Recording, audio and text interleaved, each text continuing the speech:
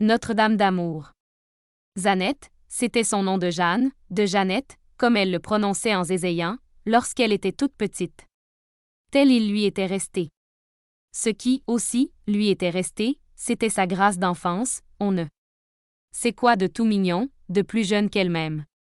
Elle était belle de ses beaux 16 ans, de son profil de grecque, et de ses cheveux noirs, qui, sous le hennin à l'arlésienne, pendaient lourdement sur la blancheur dorée de son cou.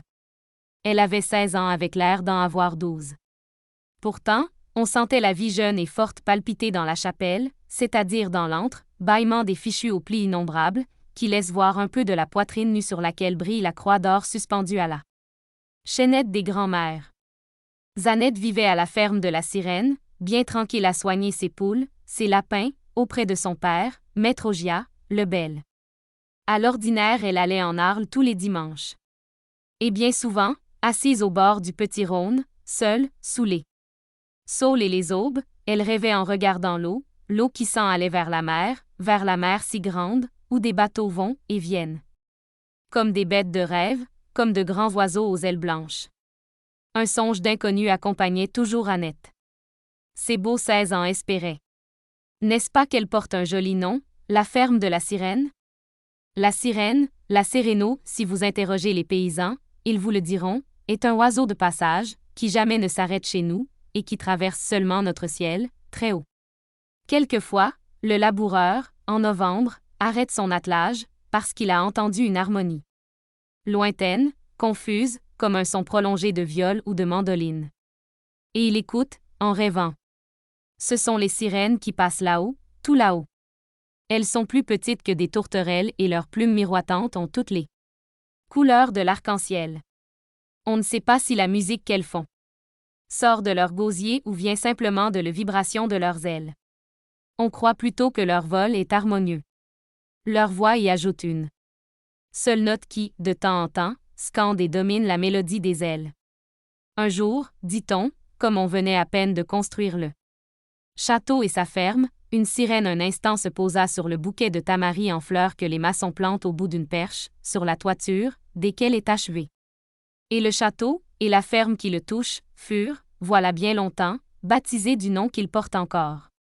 Entre la ferme et la château, une vieille chapelle décrépite, où jadis on disait la messe, se dresse, étroite et longue.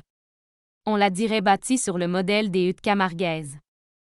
Les huttes sont en tape, en argile desséchée, recouverte de roseaux, et la chapelle est en moellon, et recouverte de pierres plates, mais les deux toits ont la même forme, celle d'un bateau long, la quille en l'air, et sur leur toiture, les cabanes, aussi bien que la chapelle, portent toute une croix penchée, comme renversée en arrière. Toutes ces croix penchantes font songer au Mistral éternel qui incline ainsi un peu tous les arbres des plaines provençales, dans la même direction. Tous ils gardent un peu la marque du vent maître, magistral, à qui les Romains avaient élevé un temple, comme à la puissance divine, protectrice de ce pays qu'ils balaient et assainissant. Cesse.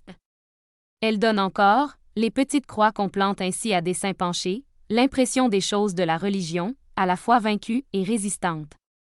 Elles sont là, tenaces mais inclinées, jamais arrachées mais toujours penchantes, et elles disent le triomphe obstiné d'une foi sans relâche battue des vents. Bien délaissée en effet, la petite chapelle. On n'y dit plus la messe. Et pourtant, les gens du château et de la ferme ne l'abandonnent pas. Ordre est donné à Zanette par les maîtres du château, riches négociants qui habitent Marseille, moins de tirer, aux jours de fête, moins de dessous l'autel qui forme placard, moins les vêtements sacerdotaux précieusement enfermés là, et de les visiter avec soin, d'en éloigner les fourmis, les araignées, les tarentes. Cette chapelle est consacrée à la Vierge, qui porte aussi le nom de Notre-Dame d'Amour. Hélas! Même parmi les saints du Saint-Paradis, il y a des humbles et des glorieux. Il y a, hélas! Par le monde, des Notre-Dame illustres. Vénérées de tous, à qui on apporte chaque jour des présents magnifiques, des robes de soie, des couronnes de perles, des colliers de diamants. Il y a des Notre-Dame à Lyon, à Paris, à Lourdes, à la Salette, moins, l'univers le sait. Et peut-être aucune d'elles n'a un si beau nom que la petite Notre-Dame qui, en Camargue, inconnue du monde, délaissée même des gens du pays, habite une pauvre chapelle décrépitée, semblable à la plus pauvre des cabanes de ce désert. Notre-Dame d'Amour. C'est sous ce nom charmant que la chapelle est connue de tout le pays. Mais si Notre-Dame d'Amour est aussi connue que Saint-Trophime d'Arles ou les Saintes Maries de la Mer, elle n'est pas visitée comme eux, tant s'en faut. Et dans sa niche de pierre, au-dessus de l'humble autel où brillent 2 candélabres de cuivre et un tabernacle de bois doré, la Notre-Dame, dorée également, ne voit plus à ses genoux que Zanette. Du moins est-ce tous les jours, dès l'aube, que Zanette vient lui adresser sa prière, depuis sa petite enfance. Pauvre Notre-Dame d'Amour, que son nom adorable ne protège pas contre l'abandon. Elle est pourtant jolie à voir, grande, grande. Comme une enfant de 10 ans, vêtue, par-dessus la robe de bois dorée, d'une robe en vraie étoffe, jadis blanche, toute piquée de fleurettes bleues. Elle est coiffée d'un velours d'arlaise, bleu également, frappé de rose pâle. Elle a, aux oreilles, des pendeloques de cuivre, au cou, un collier de perles de verre, et ses mains et sa figure furent sans doute dorées bien solidement par un maître ouvrier, puisque la dorure du visage et des mains reluit au soleil, comme neuve, quand Annette ouvre la porte, chaque matin. Elle a pourtant plus de 100 ans, la douce Notre-Dame d'Amour, qui sourit aux humbles ex-voto suspendus aux murailles, tableaux naïfs. Béquilles, fusils crevés offerts par des chasseurs, petits bateaux jadis apportés par des marins sauvés du naufrage. Aussi, pourquoi, ô Notre-Dame d'Amour, pourquoi ne faites-vous point de miracle? Voyez, ô Sainte Marie de la Mer à accent grave 5 lieues d'ici, au sud, moins, voyez l'église Crenley, de 600 ans plus vieille que vous, et voyez comme les pèlerins s'y pressent tous les ans, au 24 mai. Ce jour-là, les saintes chasses, qui contiennent les os des 2 Saintes Maries, Jacobée et Salomé, descendent en grande cérémonie, du haut de la voûte. On leur tend les bras. On les supplie, on les touche. Et les saintes guérissent quelquefois les paralysés. Elles ne sont pas toujours justes. On ne sait pas pourquoi, on ne saura jamais pourquoi elles guérissent celui-ci au lieu de celui-là, moins, mais à tous également elles donnent l'espérance, c'est-à-dire le meilleur de la vie. Et c'est pourquoi chaque année, des milliers de pèlerins en caravane visitent leur église. Que ne les imitez-vous, pauvre Notre-Dame? Vous êtes leur reine pourtant, et la propre mère de Dieu, et c'est elle qu'on visite seule, c'est elle et même Sainte Sarre, qui fut leur servante, et dont les reliques, dans la crypte souterraine de l'église, sont vénérées surtout des bohémiens.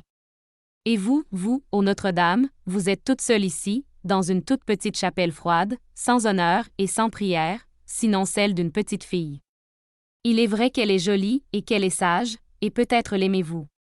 Protégez-la donc, ô Notre-Dame d'Amour. Et donnez-lui l'amour vrai. Qu'elle aime et qu'elle soit aimée. C'est, des destinées de la terre, la plus humaine. Et la plus divine. Chaque matin, Zanette, avant toute chose, sort de la ferme pour aller dans la chapelle. Elle ouvre la porte. Le rayon horizontal du matin entre bien vite avec elle et fait resplendir le visage d'or de la Vierge. Zanette va s'agenouiller au pied de l'autel. Sa coiffe du matin enserre étroitement son haut chignon au-dessus duquel elle se termine en 2 petites cornes pointues, toutes blanches, qui font sourire les anges. Elle fait le signe de la croix et sa main touche un peu au passage la petite croix qui luit sur sa poitrine nue, dans l'antre, bâillement de ses fichus arlésiens. Et elle prie, agenouillée dans les plis nombreux de sa jupe d'indienne, un peu courte, qui découvre ses pattes fines de perdrix de croc, ses gros bas de fille sage, jadis tricotés par sa mère, qui est morte depuis 3 ans. Moi, protégez mon père, bonne Notre-Dame. Je n'ai plus que lui sur cette terre. Gardez-moi de tout mal, bonne Vierge d'amour. Gardez, moi du mauvais amour. Et quelques jours, si je le mérite, accordez-moi d'avoir un amoureux que j'aime. Ce Jean Pastorel peut-être, qui aux dernières courses des plaines de Méran, vint, moins, comme s'il m'eût connu et aimé, moins, m'offrir la cocarde qu'il avait prise, si hardiment, au front du taureau en colère. Or, voici comment il se faisait que la dévotion de Zanette à Notre-Dame d'Amour était si fervente, sa foi, si entière. Quand elle était toute enfant, à 6 ans, Zanette avait un chien qu'elle aimait beaucoup, d'un de ses amours passionnés des tout petits